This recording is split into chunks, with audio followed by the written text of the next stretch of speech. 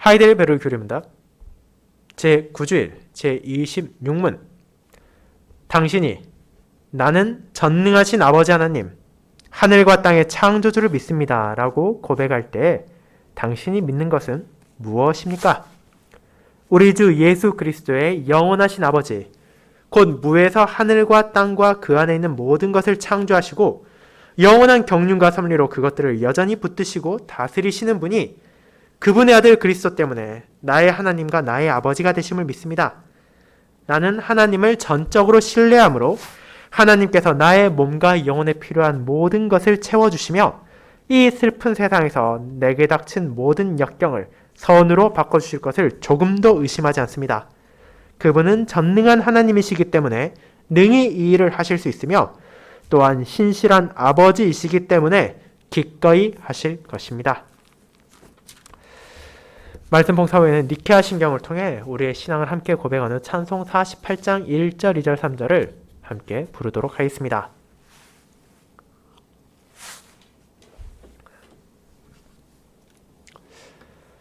사랑하는 주 예수 그리스도 안에 있는 형제 자매님들, 여러분이 어떤 제품 혹은 어떤 사람을 좋다 혹은 훌륭하다 라고 판단하는 데 사용되는 기준은 무엇입니까? 이에 대해 많은 사람들은 상대적인 기준을 사용하곤 합니다. 예를 들어 A라는 제품이 B라는 제품보다 장점이 더 많다면 그것은 비교적 더 좋은 제품이라 할 수 있을 것입니다. 사람 역시 마찬가지입니다. 한 사람이 다른 사람과 비교해 보았을 때 더 많은 장점, 더 많은 훌륭한 선함을 가지고 있다면 우리는 그 사람이 이 사람보다 낫구나라고 평가하기도 합니다. 하지만 동시에 이러한 상대적인 기준만으로 모든 것을 바라보아서는 안 된다는 것 또한 우리는 알고 있습니다. 아무리 한 물건이 다른 물건보다 조금 더 나아 보인다 하더라도 결국 우리에게 필요한 절대적인 성능의 기준을 채우지 못한다면 그 또한 결국 별 가치가 없고 심지어 무의미한 쓰레기가 될 수도 있습니다. 그리고 이는 사람에 있어서 마찬가지입니다. 한 사람이 주변 사람들보다는 조금 더 선량하고 훌륭하다 하더라도 그 비교 대상들이 모두 심각한 문제를 가지고 있다면 그 또한 절대적인 시선으로 보았을 때 좋은 사람이라 말하기는 어려울 것입니다. 그렇다면 이제 좋은 부모, 훌륭한 아버지가 어떤 사람이어야 하는지를 생각해 보도록 합시다. 여러분이 생각하는 이상적인 아버지상은 어떻습니까? 어떤 부모가 자기의 자녀를 적절한 훈계와 사랑을 통해 선하게 양육할 수 있습니까? 어쩌면 여러분은 많은 사람을 머릿속에 떠올릴 수도 있습니다. 그는 우리 주변의 사람이거나 혹은 매체를 통해 훌륭한 교육법을 전파하는 특정한 인물일 수도 있고 가까이로는 나의 아버지, 나의 어머니가 될 수 있습니다. 물론 우리가 그런 사람들을 생각하는 데는 나름의 이유가 있고 그들 나름의 장점이 있을 것입니다. 하지만 우리는 이 땅에 어떤 아버지라 하더라도 어떤 부모라 하더라도 어떤 어머니라 하더라도 아무리 자녀를 사랑하고 능력 있고 자상하고 엄격하다 하더라도 그 나름의 한계를 가지고 있다는 것을 부인할 수 없습니다. 그들이 보이는 사랑에는 한계가 있으며 그들의 공에는 구멍이 뚫려 있을 뿐 아니라 결국 그 자녀를 영원히 살피고 영원히 돌볼 수는 없다는 것을 너무도 잘 알고 있습니다.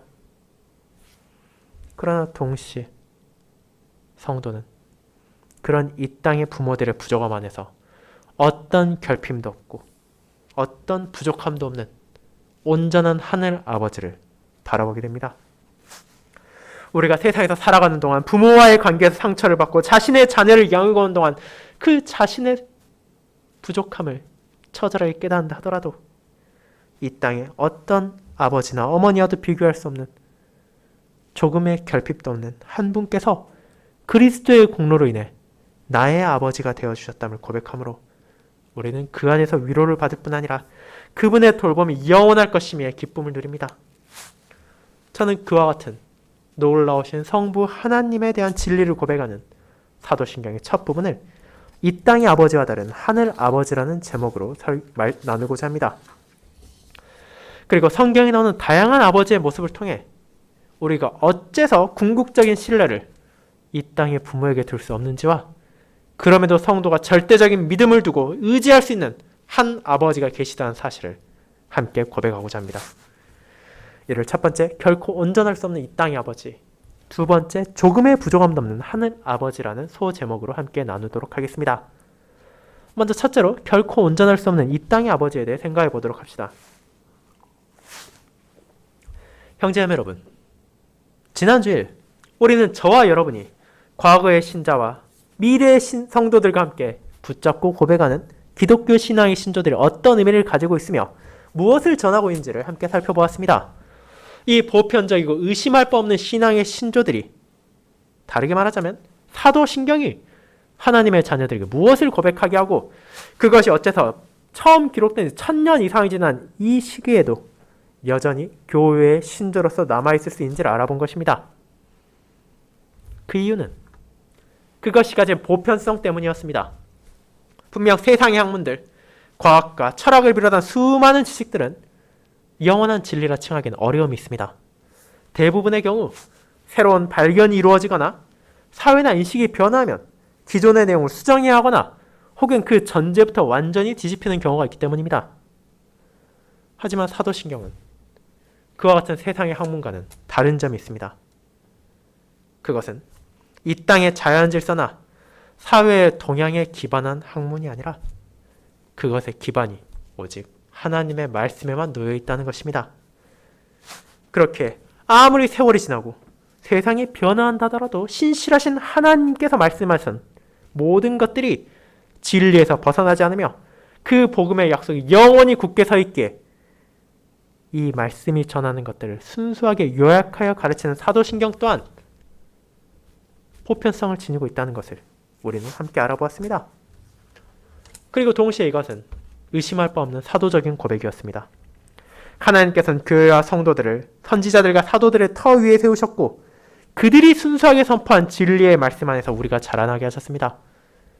그와 같이 하나님의 은혜 안에서 사도들이 전하고 교회가 보존한 말씀을 요약한 우리의 신조는 이제 세상의 불신자들, 세상의 이단의 공격에서 성도들을 보호하고 하나님의 자녀들이 그들과 어떻게 다른지를 증거하는 공적인 고백입니다.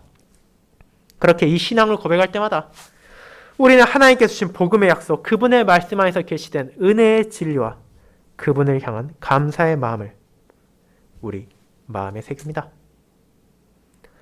그 이유는 이를 통해 고백하는 것이 다른 무엇도 아닌 비천한 죄인들에게 값없이 주어진 삼위 하나님의 은혜의 사역이기 때문입니다. 우리는 사도신경을 통해서 우리의 아버지 하나님께서 우리에게 베푸신 돌봄, 아들 하나님께서 우리에게 베푸신 구속, 성령 하나님께서 우리에게 베푸신 인도를 고백합니다. 나는 분명 그 모든 것을 받을 자격도 없고 가치도 없지만 하나님께서는 이 모든 것을 그리스도의 공로 안에서 값없이 베푸셨기에 우리는 이를 고백할 때마다 소망과 위로를 붙잡게 되는 것입니다. 그러면 우리가 이번 주일부터 구체적으로 살펴볼 사도신경의 각각의 내용들은 우리의 구원을 위해 베풀어진 삼위 하나님의 역사입니다. 그리고 제9주일은 그 중에서 가장 먼저 하나님께서 우리와 어떤 관계에 계신 분이신지를 드러냅니다. 그리고 이를 고백함을 통해 신자들이 이 세상을 살아가는 동안 어떻게 수많은 어려움과 고난과 역경을 마주함에도 불구하고 흔들리지 않고 그분을 신뢰할 수 있는지를 고백하게 하는 것입니다. 그와 같은 내용을 다룰 제26문답은 하나님과 우리의 관계를 무엇으로 말합니까? 바로 아버지와 자녀로서 표현합니다. 그렇다면 우리가 이 하나님께서 어떤 아버지이신지를 살펴보기에 앞서 우리가 알고 있는, 우리가 경험하는, 우리가 보아온 이 땅의 아버지들이 어떤 존재인지를 살펴보는 것이 유익할 것입니다. 분명 그들에게 부족함이 있는 것은 사실이나 그들을 통해서 우리는 하나님의 온전하신 아버지 되심을 바라볼 수 있기 때문입니다. 우리가 성경에서 볼 수 있는 수많은 아버지들의 모습을 떠올려 봅시다. 여러분 성경에 나오는 수많은 인물 가운데 어떤 아버지 상들을 떠올릴 수 있습니까?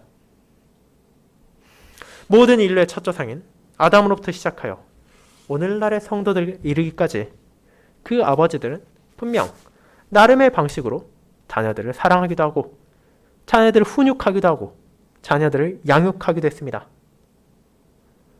하지만 그들 모두는 한 명의 예외도 없이 온전하지 못했습니다. 그리고 그중 대표적인 사례들을 돌아봄으로써 왜 우리가 이 땅의 아버지들이 가진, 이 땅의 어머니들이 가진, 이 땅의 부모들이 가진 연약함과 결핍이 한 사람도 예외도 없다는 것을 이해해 보도록 합시다. 자, 첫 조상을 생각해 봅시다. 에덴 동산에서 아담과 하와가 추방된 이후 그들은 자녀를 가지게 되었고 이 사실을 기뻐했습니다. 창세기 4장 1절은 가인을 낳은 이후 아담이 내가 여호와로 말미암아 득남하였다라고 말했음을 보여줍니다. 그들은 자연스럽게 이를 기뻐했고 그의 동생인 아벨을 받음으로써 더욱 기뻐했습니다. 그리고 아담과 하와는 나름의 방식으로 사랑하고 훈육함으로써 그 자녀들을 길렀을 것입니다. 그러나 우리는 인류의 첫 가정에서부터 이미 파탄나고 부패한 관계의 비참을 보게 됩니다. 형이 동생을 질시하고 그 결과 동생을 죽이고 도망치는 것을 우리는 보기 때문입니다. 그렇게 인류의 첫 아버지는 자신의 아들의 범죄를 막지 못했을 뿐 아니라 자신의 또 다른 아들의 비참한 죽음을 예방할 수도 없었습니다. 그렇게 함으로 그는 이후의 모든 후손들이 아버지로서 어머니로서 경험할 수도 있는 슬픔과 비참이 무엇인지를 보여준 것입니다. 그렇게 아담만이 실패한 아버지가 아닙니다. 그만이 결핍을 가지고 있는 것이 아닙니다. 자, 여러분이 창세기에 나오는 족장들 가운데 끔찍한 아들 사랑을 보여준 대표적인 인물로 혹시 누구를 떠올릴 수 있습니까? 어쩌면 여러분 중 일부는 제가 생각한 야곱을 떠올리셨을지도 모릅니다. 그는 분명 대단한 아들 사랑을 보였습니다. 요즘 말로 하자면 그는 정말 아들 바보라고 해도 과언이 아니었을 것입니다. 그가 노년에 얻은 아들 요셉을 이 야곱이 얼마나 사랑했습니까? 그는 그 아들을 향해 은근히 애정을 표하는 정도가 아니라 대놓고 주변의 모든 사람들이 알 수 있을 정도로 아끼고 좋아했습니다. 그런데 그 사랑이 어떤 결과를 낳은지 여러분은 아십니까? 이 사랑은 야곱 그 자신만이 아니라 그 모든 가족들에게 비극을 불러일으켰습니다. 요셉을 향한 야곱의 사랑은 다른 모든 그의 자녀들이 눈치챌 수 있을 정도였고 그런 편애로 인해 형제들의 관계는 무너져가고 있었습니다. 요셉은 아버지의 사랑을 등에 업고 자신들의 형들을 교만하게 대했으며 그 형들은 점점 그 동생을 미워하기까지 이르렀습니다. 그럼에도 야곱은 사랑에 눈이 멀어 그 관계가 어떻게 삐걱거리고 있는지 눈치채지도 못했고 그것을 회복하려는 생각도 하지 못했습니다. 그렇게 형제 간의 갈등이 점점 커진 후 어떤 일이 일어납니까? 요셉의 형들은 그 동생을 죽이려 했습니다. 시기로 인해 동생을 죽인 가인의 잘못이 또다시 반복되려 한 것입니다. 비록 장자인 루벤이 그들을 제어해서 죽이는 데까지는 이르지 못했지만 자신들의 동생을 이방인의 노예로 팔아버리는 것을 막지는 못했습니다.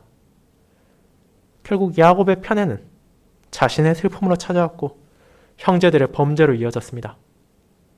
물론 하나님께서는 그런 가정의 비참까지도 선하게 바꾸시어 그 백성을 보존하신 데 사용하였지만 야곱의 부족함을 통해 우리로 하여금 우리가 아무리 사랑이 넘치는 아버지라 하더라도 어머니라 하더라도 여전히 부족할 수밖에 없다는 것을 자각하게 하십니다. 물론 여러분은 이 두 가지 사례만 아담과 야곱만으로는 부족하다고 느낄 수도 있습니다. 왜냐하면 그들 자체가 여러모로 약한 모습도 어리석은 모습도 보였기 때문입니다. 그렇게 이 두 사람을 기준으로 모든 아버지들이 그처럼 실패한다고 말한다면 너무 과장된 것이 아니냐고 느낄지도 모릅니다. 그렇다면 마지막으로 한 명의 사례만 더 생각해 보도록 합시다. 그 사람은 여호와의 마음에 맞는 사람, 그분께서 자신의 뜻을 이 땅에 이루는 데 사용한 대표적인 인물입니다. 그리고 지금까지도 유대인들과 기독교인들을 가리지 않고 존경과 사랑을 받고 있는 인물입니다. 그 사람은 다윗입니다. 이스라엘 왕으로서 하나님의 뜻에 따라 그 백성을 보호하고 인도했던 이 훌륭한 왕이라면 여러분들 인정할 수 있지 않겠습니까? 비록 그 또한 완벽하지 못하다 하겠지만 아담이나 야곱에 비하면 상대적으로 훨씬 훌륭한 아버지라고 생각할 수 있지 않습니까? 그렇다면 아버지로서 그는 어떻습니까? 여러분은 다윗과 자녀의 관계를 생각할 때 가장 먼저 떠올리는 것이 아마도 솔로몬일 것입니다. 그의 아들 솔로몬은 분명 지혜로웠고 하나님을 경외하며 아버지의 뒤를 따라 신실하게 이스라엘을 통치함으로 그 나라의 전성기를 이끌었습니다. 그렇다면 그처럼 훌륭한 아들을 길러냈으니 다윗은 모든 사람이 우러러 보아야 할 온전한 아버지로 말할 수 있습니까? 하지만 그것은 결과만을 바라보며 그의 다른 모습들을 외면했기에 가질 수 있는 생각입니다. 다윗은 분명 자녀들을 사랑했고 나름의 방식대로 최선을 다해 그들을 양육했을 것입니다. 그러나 그 모든 자녀들이 신실하게 자라났고 하나님을 경외하며 그들의 삶 가운데 여호와를 향한 감사와 순종을 드러냈습니까? 전혀 그렇지 않았습니다. 그의 장자인 암논은 요나단의 꼬임에 넘어가 이복 동생 다말을 더럽혔고 억지로 동침했습니다. 다말의 오라버니인 압살롬은 이에 분개해서 그 형을 죽이고 3년간 도망친 또 다른 비극이 일어났습니다. 다윗은 슬퍼하고 또 슬퍼했습니다. 특별히 그가 자신의 아들 압살롬을 사랑하고 아꼈기에 그러했습니다. 이것만으로도 그 가정에 일반적으로 생각하기 어려운 비참이 찾아왔다 말할 수 있습니다. 한 아들이 딸을 더럽히고 또 다른 아들이 그 아들을 죽인 것이 얼마나 끔찍한 일입니까? 하지만 이것이 끝입니까? 그것은 그 가정의 비극의 시작에 불과합니다. 예루살렘에 돌아온 압살롬은 자신을 향한 아버지의 사랑을 이용해서 그 아버지의 권위를 약탈했습니다. 그는 민심을 교묘하게 사로잡았고 군대와 백성들을 이끌고 왕궁을 점거했을 뿐 아니라 심지어 온 이스라엘 무리 앞에서 그곳에 남겨진 아버지의 후궁들과 동침함으로 끔찍한 죄를 범했습니다. 한 가정의 문제에서 시작된 갈등이 온 백성이 갈라져 전쟁을 벌이는 국가적인 비참으로 이어졌고 마침내 다윗은 내전에서 승리하고 왕권을 회복할 수 있었지만 그 과정에서 그가 그토록 아끼던 아들 압살롬은 사망하게 되었습니다. 다윗은 다시 한번 심히 슬퍼했고 그토록 큰 잘못을 범한 아들임에도 내가 대신하여 죽었다면 하고 눈물을 멈추지 않았습니다. 그러나 그 또한 그 가족의 비극의 끝이 아니었습니다. 첫째 아들과 셋째 아들이 그렇게 목숨을 잃었지만 다윗에게는 여전히 사랑하는 넷째 아들 아도니아도 있었습니다. 다윗이 얼마나 그를 아꼈던지 그의 삶에 있어서 단 한 번도 그를 섭섭하게 한 일이 없었다고 표현할 정도로 그를 사랑했습니다. 하지만 다윗이 늙어서 힘을 잃었을 때 그토록 큰 사랑을 받은 아도니아 역시 아버지의 왕위를 누렸고 솔로몬이 아니라 내가 왕이 합당하고 선언했습니다. 결국 솔로몬에 의해 그는 물러나게 되고 그 당시엔 용서를 받게 되었지만 그의 욕심을 끝없이 다스리지 못함을 통해 마침내 그 또한 죽임을 당하게 되었습니다. 자, 여러분은 이와 같은 다윗의 아들들의 모습을 보았을 때 무엇을 느끼십니까? 우리 중 누구도 다윗이 그들을 사랑하지 않았다 말할 수 없을 것입니다. 그는 어쩌면 저와 여러분보다 훨씬 더 자식들을 사랑하고 아꼈을 것입니다. 그가 줄 수 있는 가장 좋은 것들을 아낌없이 베풀었고 최고의 교육과 환경을 제공했을 것입니다. 하지만 그것이 그를 성공적인 아버지로 만들었습니까? 그의 자녀들에게 필요한 모든 것을 베풀 수 있었습니까? 이 슬픈 세상에서 그의 가족들에게 닥친 모든 역경들을 선으로 바꿀 수 있었습니까? 분명 다윗은 그러고 싶은 마음이 굴뚝 같았을 것입니다. 사랑하는 자녀들이 여호와를 경외하며 선하게 자라나길 간절히 바랬을 것입니다. 그러나 그는 자신의 뜻을 이룰 수 없었습니다. 심지어 그의 아들 중 가장 훌륭하게 성장했다 여겨지는 솔로몬마저 말년은 죄 가운데로 타락하기까지 했습니다. 다윗에게 자녀들을 향한 선한 뜻이 있었습니다. 의지가 있었습니다. 그러나 그 역시도 이스라엘의 왕이었음에도 불구하고 그것을 온전하게 이룰 능력은 없었습니다. 그와 같은 부족함이 아담과 야곱, 다윗만이 가졌던 특별한 문제라 치부할 수 있습니까? 여러분은 그 외에도 수많은 예를 얼마든지 찾을 수 있습니다. 기드온, 사무엘, 히스기야, 요시야 같은 이들도 그 자녀들을 온전하게 바른 길로 인도하지 못했습니다.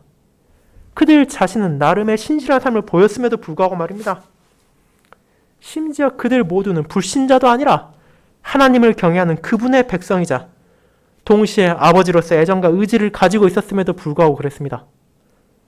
그렇다면 이 땅의 수많은 아버지들은 어떻겠습니까? 선한 의지와 사랑을 가졌음에도 불구하고 능력의 부족으로 실패하고 자녀들에게 필요한 것들을 충분히 제공하지 못할 뿐 아니라 그들을 진리안에서 인도하지 못한 이들이 이렇게 많다면 저와 여러분을 포함해서 그런 믿음의 선조들보다 더 낫다고 결코 자신할 수 없는 이들이 나는 완벽한 부모라고 장담할 수 있겠습니까? 그 누구도 그런 자신을 가질 수 없을 뿐 아니라 가져서도 안 됩니다. 왜냐하면 그것은 사람에게는 불가능한 것이기 때문입니다. 사랑하는 형제자매 여러분, 그렇게 우리는 이 땅의 아버지들의 부족함을 깨닫게 됩니다. 하지만 그것이 그들을 비난하고 조소하는 것을 이어져서는 결코 안 됩니다. 그 이 땅의 아버지들은 분명 완벽하지 못하지만 그럼에도 하나님께서는 그들을 통하여 이 땅의 자녀들에게 참된 하나님의 온전하심을 바라보게 하며 이 땅에서 필요한 돌봄을 제공하기도 하시기 때문입니다. 자녀를 위한 부모의 희생 안에서 우리는 하나님께서 성도를 위해 무엇을 아끼지 않으셨는지를 바라보게 됩니다. 자녀를 위한 부모의 배려와 자상한 마음에서 우리는 하나님께서 어리석은 자녀들을 위해 얼마나 큰 사랑을 베푸셨는지를 깨닫게 됩니다. 자녀의 아픔과 고통에 공감하며 함께 눈물을 흘리는 부모의 마음에서 우리는 성도를 불쌍히 여기시는 하나님의 긍휼함을 인식하게 됩니다. 나의 죄와 비참을 통해 하나님의 은혜로운 역사를 바라보는 것과 같이 비록 이 땅의 아버지를 우리가 온전히 의지할 수 없다는 것을 깨닫는다 하더라도 그 어떤 실망과 어떤 부족함도 존재하지 않는 전능하시며 신실하신 하늘아버지, 우리가 절대적으로 신뢰를 둘 수 있는 하나님이 계시기에 그 사실이 우리로 하여금 위로와 소망을 가지게 합니다. 우리가 어떤 부모를 가졌다 하더라도, 심지어 그 부모가 세상에 떠났다 하더라도 우리에겐 언제나 변하지 않으시고 영원하신 한 아버지가 계시기 때문입니다. 우린 이를 두 번째 조금의 부족함도 없는 하늘 아버지를 통해 조금 더 살펴보겠습니다. 성도 여러분, 그렇다면 이제 교리문답이 고백하는 우리의 하늘 아버지가 어떤 분이신지를 생각해 보도록 합시다. 그분께서는 먼저 우리 주 예수 그리스도의 영원하신 아버지이십니다.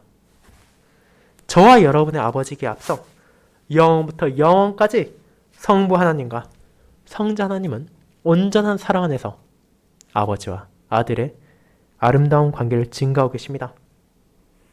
그런 하나님께서 이제 그리스도의 공로로 말미암아 나의 아버지, 바로 여러분의 아버지가 되셨습니다. 그것이야말로 보편적이고 의심할 바 없는 기독교 신앙의 신조들이 가장 먼저 이를 고백하는 우리의 마음에 새기는 진리입니다. 그렇다면 그 사실 우리에게 어떻게 위로가 됩니까? 이는 그분의 신실하심, 그분의 능력이 이 세상의 어떤 아버지와도 비교할 수 없게 흔들리지 않는 위로가 됩니다.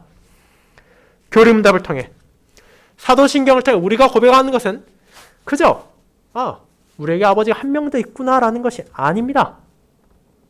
당연하지만 아버지, 부모란 단순히 수가 많다고 좋은 것이 아니기 때문입니다. 이 사실이 위로가 되기 위해서는 우리가 이 땅의 아버지에게서 기대할 수 없는 혹은 받을 수 없는 무언가의 돌봄, 무언가의 지지가 있어야 할 것입니다. 그리고 교리문답은 하늘 아버지 안에서 우리가 세상 어디에서도 받을 수 없는 사랑을 받고 있다는 사실을 고백하게 합니다. 이를 위해 교리문답은 첫째로 그분의 전능하심을 보여줍니다. 그분께서는 무에서 하늘과 땅과 그 안에 있는 모든 것을 창조하셨을 뿐 아니라 영원한 경륜과 섭리로 그 모든 것을 지금 이 순간에도 여전히 붙드시고 다스리시는 분이십니다. 그보다 더 큰 능력을 우리가 도대체 어디서 발견하겠습니까? 그리고 그분께서 그저 큰 권위와 힘을 가졌을 뿐 아니라 세상에 어떤 사람도 상상할 수 없는 지혜 또한 갖추고 계십니다. 생각해 보시기 바랍니다. 단순히 힘만 강해선, 많은 능력만 있다고 해서 그 사람이 좋은 아버지, 훌륭한 부모가 될 수 있다고는 말할 수 없습니다. 물론 그것이 있다면 자녀들을 양육하는데 도움이 될 수는 있겠지만 현명하지 않은 부모와 부와 권력만을 가지고 있다는 것은 오히려 자녀들에게 해가 되기도 합니다. 왜냐하면 그들에게 정녕 필요한 것이 무엇인지를 생각하지 않고 그저 눈에 좋아 보이는 것들, 남들이 좋다고 하는 것들만 제공함으로써 그 앞길을 망칠 수도 있기 때문입니다. 그뿐 아니라 자신의 권위로 그 가정 안에 있는 자녀들을 찍어 누르는 고압적인 폭군이 되는 아버지들도 우리는 종종 발견할 수 있습니다. 그런데 하나님께서는 그들과 어떻게 다르십니까? 앞서 고백한 것처럼 그분께서 능력만이 아니라 지혜까지도 갖추고 계시기 때문입니다. 온 세계를 붙들이시고 다스리시는 우리 하늘아버지께서는 진정한 의미에서 그분의 자녀들에게 필요한 것이 무엇인지, 그리고 그것이 어떻게 주어지는 것이 가장 효과적이고 그들의 구원에 합력하게 한지를 알고 계십니다. 그렇게 그분의 능력과 권위는 그분의 자녀를 향한 사랑 안에서 아름답게 사용됩니다. 그 결과 아버지 하나님께서는 이 세상의 어떤 부모와도 비교할 수 없는 절대적인 온전함을 갖추고 계십니다. 그저 상대적으로 이 땅의 아버지보다 조금 나은 정도가 아니라 그 자녀들에게 필요한 모든 것을 주실 수 있다는 것, 그리고 그 자녀들에게 진정 필요한 것이 무엇인지를 아신다는 절대적인 기준을 완벽하게 충족시킨 유일한 아버지가 바로 그분이시기 때문입니다. 세상을 창조하시고 다스리시고 유지하시는 그분의 능력을 확실히 믿기에 우리는 나의 몸, 나의 영혼에 필요한 모든 것들을 그분께서 베푸시는데 조금의 부족함도 없다는 것을 알게 됩니다. 그리고 그분께서 우리에게 필요한 것, 다시 말해 이 비천한 자녀들이 하나님의 은혜 안에서 살아가기 위해 무엇을 어떻게 주셔야 하는지를 그분께서 안다는 것을 깨닫게 되는 것입니다. 이를 믿기에 우리는 이 땅에서 이 슬픈 세상에 살아가며 역경을 마주한다 하더라도 그분의 돌보심을 의심하지 않을 수 있습니다. 그것은 하나님께서 우리에게 필요한 모든 것을 아시는 분이시며 그렇게 그런 역경까지도 나에게 찾아왔다면 우리를 위해 주신 것임을 믿기 때문이고, 그분께서 전능한 분이시기에 그 역경이 아무리 크고 두려워 보인다 하더라도 언제든지 선으로 바꾸실 수 있다는 것을 알기 때문입니다. 우리 아버지께서 그처럼 전능하시며 전지하시기에 우리가 슬픔과 고난, 역경을 마주한다 하더라도 그 모든 것들은 우리를 좌절시킬 수 있는 것이 아니라 우리를 무너뜨릴 수도 없는, 그저 아버지께서 우리를 위해 사용하시는 것 중 하나에 불과하게 됩니다. 그 또한 나의 구원에 합력하게 주어진 것이며 나를 그분의 뜻 안으로 인도하는 데 사용될 것이기 때문입니다.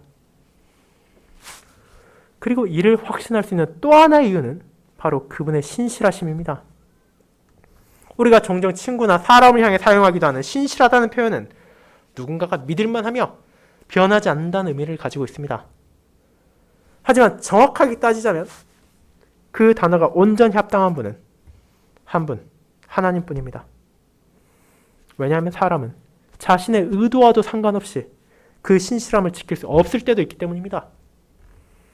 자기가 말을 아무리 지키려고 노력한다 하더라도 때로는 그것을 그저 잊어버리고 놓칠 수도 있습니다.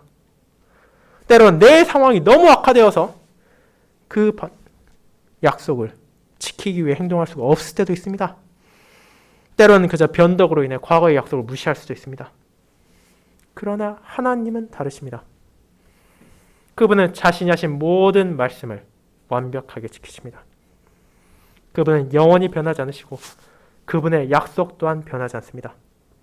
그렇게 우리는 그분을 신실하다 고백하며 그 신실하심이 그분의 자녀가 된 우리와 아버지 되신 하나님과의 관계에서도 나타난다는 것을 고백합니다. 그것은 그분의 능력과 지혜가 이 땅의 부모들에 비해 상대적으로 좋을 뿐 아니라 절대적으로 완벽했던 것처럼 그분의 신실함 또한 이 땅의 아버지들에 비해 상대적으로 조금 나은 정도가 아니라 절대적으로 완전하다는 것을 보여줍니다. 신실한 아버지로서 그분께서는 자녀를 돌보시고 버리시지 않으십니다. 이 슬픈 세상에서 성도에게 어떤 경우가 찾아온다 하더라도 전능하고 신실한 아버지께서 함께 하신다는 것을 알 때 우리는 위로를 받을 수 있고, 비록 우리가 어려움과 슬픔을 마주한다 하더라도 그분께서 이 또한 선으로 바꾸실 것을 기대하고 믿을 수 있습니다. 그와 같은 하늘아버지의 전능하심과 신실하심을 고백하기에 우리는 오늘 읽은 이사야 49장의 내용도 참으로 마음에 새길 수 있습니다. 그 중에서 특별히 14절과 15절을 유념해 보시기 바랍니다. 시련과 고난이 찾아올 때 성도라 하더라도 마음이 흔들릴 수 있다는 것은 분명합니다. 구약의 언약 백성들, 이스라엘도 그와 같은 경험을 했습니다. 특별히 자신의 죄로 말미암아 포로기의 시절을 보낼 때 그들은 하나님께서 이제 우리를 버리신 것이 아닌가 하는 두려움에 사로잡혔습니다. 그분께서 자신들을 잊으신다면, 이처럼 비참한 죄인인 우리를 잊어버리신다면 이제 우리가 도대체 어떻게 해야 하는가라는 공포가 있었습니다. 그러나 하나님께서는 전능하시며 신실하신 아버지십니다. 우리가 잘 아는 것처럼 어머니는 자신의 품에서 젖을 먹은 아이를 잊지 않으며 자기 몸에서 낳은 자녀를 너그러이 받아들입니다. 그러나 서로 그런 사랑이 넘치는 어머니라 하더라도 때로는 자기 자신의 상황에 압도되어 혹은 여러 가지 정신적 장애, 물리적 장애로 말미암아 그 자녀를 망각하는 일이 생길 수도 있다는 것을 우리는 알고 있습니다. 하지만 부모가 자녀를 잊어버리는 그런 비극적인 일이 드물게 일어난다 하더라도 하나님의 자녀는 하늘 아버지가 계시기에 위로를 받을 수 있습니다. 왜냐하면 그분께서는 자신의 자녀들을 잊지 않으시기 때문입니다. 그분께서는 우리를 자신의 손바닥에 새기시고 우리의 성벽에 그분 앞에 항상 있게 하심으로 어떤 상황에서도 우리를 잊지 않으신다는 것을 이처럼 고백하게 하십니다. 그런 신실하신 하나님께서 자신의 모든 자녀들을 보호하시고 도우시고 지키실 것입니다. 그들이 힘들어할 때 위로하시고 그들이 고난당할 때 긍휼히 여기심으로 건지실 것입니다. 그런 그분의 사랑과 자비를 막을 수 있는 것이 이 세상에 존재하지 않기에 우리는 확신을 가지며 이 아버지의 품 안에 나아가며 우리의 평온을 찾을 수 있습니다. 사랑하는 성도 여러분, 우리가 앞서 고백한 것처럼 이 땅에 어떤 부모도 자신의 자녀들에게 필요한 모든 것을 완벽하게 제공할 수는 없고 그들의 모든 앞날이 평탄하게 보장할 수 없을 뿐 아니라 그들이 선하고 바른 길로만 걸어갈 것이라는 장담도 할 수 없습니다. 앞선 믿음의 선조들이 그랬듯이 오늘날의 성도들도 그러하고 앞으로의 신자들도 그럴 것입니다. 그러나 우리는 그런 이 땅의 아버지와 비교할 수 없는 온전한 하늘 아버지가 계시다는 것을 고백합니다. 그분께서는 언제나 신실하시고 언제나 자녀들에게 필요한 것을 베푸실 뿐 아니라 그들의 앞길까지도 선하게 인도하십니다. 그리고 그분이 나와 상관없는 누군가의 아버지가 아니라 그리스도의 은혜로 나의 아버지, 우리의 아버지가 되셨습니다. 하늘과 땅을 포함한 온 우주를 창조하시고 영원한 경륜과 섭리로 그 모든 것을 다스리시는 분이 그분의 신실하심 안에서 우리를 자녀로 대하십니다. 그것이 바로 우리의 위로입니다. 분명 이번 한 주의 삶에도 우리에게 역경과 고난이 찾아올 것입니다. 우리는 교리문답이 말하는 것처럼 이 세상이 왜 슬픈지를 경험하게 될 것입니다. 그럼에도 불구하고 우리는 하나님께서 때로는 고난을 통해서 우리를 연단하기도 하신다는 것을, 때로는 역경을 통해 우리를 징계하신다는 것도 알고 있습니다. 그리고 그 모든 것까지도 자신의 자녀들에게 필요한 것이기에 우리는 고난 가운데서도 아버지를 향한 신뢰를 잊지 않을 수 있습니다. 그 모든 것을 통해 이 하늘 아버지께서 나를 선하게 인도하실 것을 확신하며 주님을 바라보며 우리는 그분을 즐거이 노래할 것입니다. 이 하늘 아버지의 자녀로서 누릴 수 있는 놀라운 기쁨, 흔들리지 않는 위로가 이번 한 주간에도 여러분의 삶에 함께하길 소망합니다. 아멘.